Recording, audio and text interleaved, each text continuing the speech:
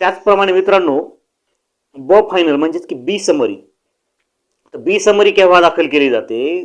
तर ज्यावेळेस एखादा गुन्हा नोंद झाल्यानंतर, तपास पूर्ण झाल्यानंतर तपासामध्ये पोलिसांना असं निष्पन्न होतं की सदरची तक्रार दिलेली ही खोटी आहे, द्वेषबुद्धीने दिलेली आहे, हेतुपुरस्पर दिलेली आहे, त्रास देण्याच्या उद्देशाने दिलेली आहे, किंवा कुठलं तरी बेकायदेशीर आर्थिक लाभ मिळवण्याच्या उद्देशाने दिलेली आहे. ज्यावेळेस अशा प्रकारचा पुरावा तपासामध्ये निष्पन्न होतो त्यावेळेस पोलीस ब समरी अहवाल दाखल करतात.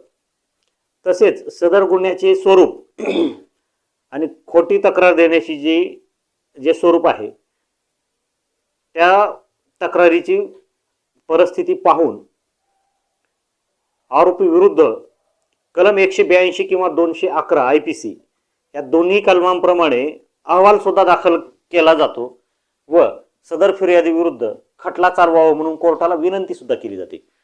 म्हणजेच की मित्रांनो, बी समरीमध्ये खोटी फिर्याद असते, द्वेषबुद्धीने दिलेली असते, हेतुपुरस्पर त्रास देण्याच्या उद्देशाने दिलेली असते. तर यामध्ये पोलिसांना दोन अधिकार आहेत की ते सदरची खोटी फिर्याद आहे म्हणून ती क्लोज सुद्धा पोलीस करू शकतात ब समरी अहवाल दाखल करून.